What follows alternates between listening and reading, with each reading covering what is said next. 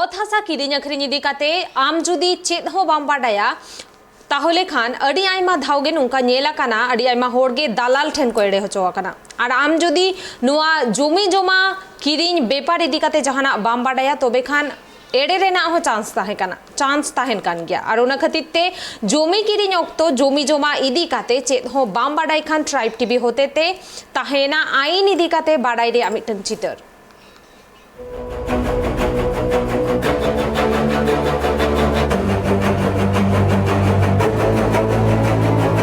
আজকাল জমি বা প্লট কিনে প্রতারিত হচ্ছেন অনেকেই। কলকাতা ও তার আশেপাশে তো বটেই, সারা দেশে প্রতারণার ঘটনা প্রায়ই ঘটছে। আর সেই সঙ্গে বাড়ছে পারিবারিক মামলা, সামাজিক কলহ, মারামারি সহ নানান ঘটনা।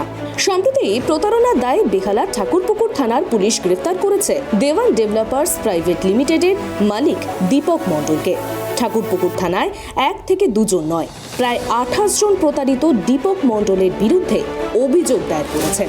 সেই অভিযোগের ভিত্তিতেই গ্রেফতার করা হয়েছে দীপক মণ্ডলকে। দেশের বিভিন্ন প্রান্তে এরকম ঘটনা ভুরি ভুরি ঘটছে। জমি বা প্লট কেনার আগে কিছু বিষয় মাথায় রাখলে আপনি খুব সহজেই প্রতারিত হওয়া থেকে রক্ষা পেতে পারবেন। আসুন জেনে নেওয়া যাক জমি কেনার সময় কি কি বিষয় দেখে নিতে হবে। মালিকানা সঠিকভাবে যাচাই করুন। জমি কেনার আগে জমির মালিকানা সঠিকভাবে যাচাই করতে হবে। যে ব্যক্তি জমিটি বিক্রয় করবেন ওই জমিতে বিক্রয়কারীর জমির পূর্ণ মালিকানা আছে কিনা প্রথমে সে বিষয়টি নিশ্চিত হতে হবে। এজন্য প্রস্তাবিত জমিটির সর্বশেষ রেকর্ডে বিক্রয়কারীর নাম উল্লেখ আছে কিনা এবং CSRSS সহ অন্যান্য খতিয়ানের ক্রম মিলিয়ে দেখতে হবে। বিক্রয়ের জন্য প্রস্তাবিত জমিটি বিক্রয়কারীর দখলে থাকার বিষয় নিশ্চিত হতে হবে। জমিটি বিক্রেতা কি উপায়ে মালিক হলেন, তিনি উত্তরাধিকার সূত্রে মালিক নাকি ক্রয় সূত্রে মালিক তা জেনে নিতে হবে। জমিটি সরকারি কোনো সংস্থা অধিগ্রহণ করছে কিনা, খাস জমির অন্তর্ভুক্ত কিনা কিংবা অর্পিত সম্পত্তি কিনা তা জেনে নিতে হবে। রেজিস্ট্রেশন অফিসের তালিকায় মালিকানার চেইন দলিল। সমস্ত ক্ষেত্রে প্রস্তাবিত বিক্রেতা 3 ভাবে জমির মালিক হতে পারে। এগুলো হলো নিজে ক্রয়, কারো দান বা সম্পদের বাটোয়ারা। আর এই 3টি ক্ষেত্রেই যথাযথ দলিল ও তার রেজিস্ট্রেশন থাকা লাগবেই। বাবার বা ভাইয়ের বোনের বাটোয়ারার দলিল না থাকার সম্ভাবনাই বেশি। আপনার উচিত এগুলো এড়িয়ে চলা। বিক্রেতাকে জিজ্ঞাসা করে এগুলো নিয়ে অবশ্যই যাচাই করবেন। সকল জমির তথ্য সরকারি রেজিস্ট্রি অফিসে থাকে।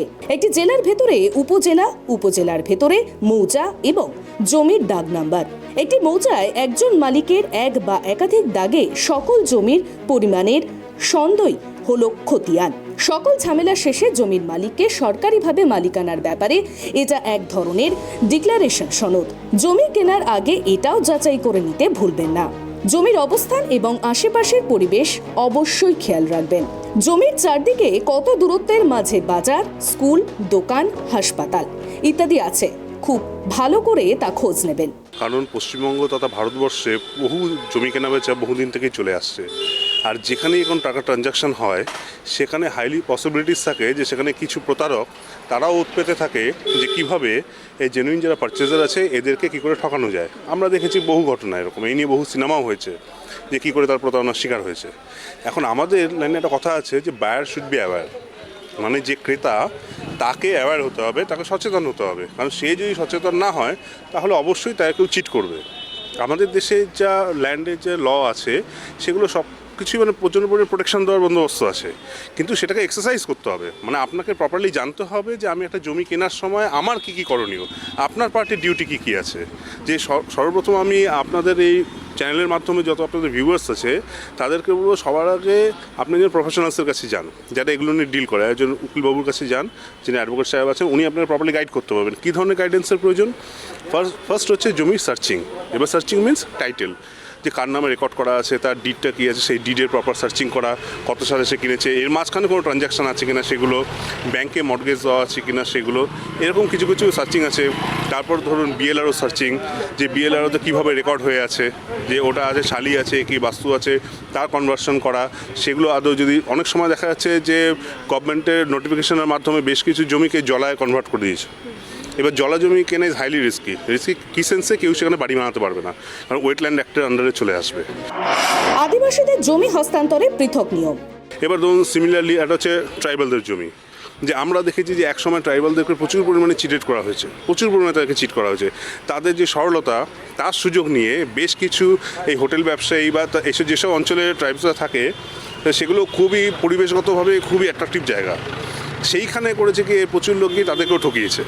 এখন ট্রাইবালদের জমি কিনতে গেলে ট্রাইবালদের কাছ থেকে প্রথমে ডিএমের, ধরুন আমি একজন ট্রাইবাল, আমাকে প্রথমে ডিএমের কাছে পারমিশন নিতে হবে। আমার স্পেশাল কারণের জন্যই একমাত্র আমি সেগুলো ছাড় পেতে পারি, জমিটা বিক্রি করার পারমিশন পেতে পারি। এখন সেটাকেও ঘুরিয়ে করছে কি, যে সামান্য কিছু টাকার বিনিময়ে বেশ কিছু এই ধরনের লোকেরা যারা মুনাফাখোর বা বড় বড় বিল্ডার্সরা, তারা করছে কি 99 বছর, 100 বছর, 200 বছর লিজ নিয়ে নিচ্ছে। এটাও সচেতন হতে হবে, এগুলো সচেতনতার অভাব থেকে এইসব আসে। জমি কিনতে গিয়ে আমরা প্রায় বিভ্রান্ত হই, অথচ এই সামান্য টিপসগুলো মাথায় রাখলেই আমরা এগুলো সহজে এড়াতে পারি। Tribe TV report, Kolkata.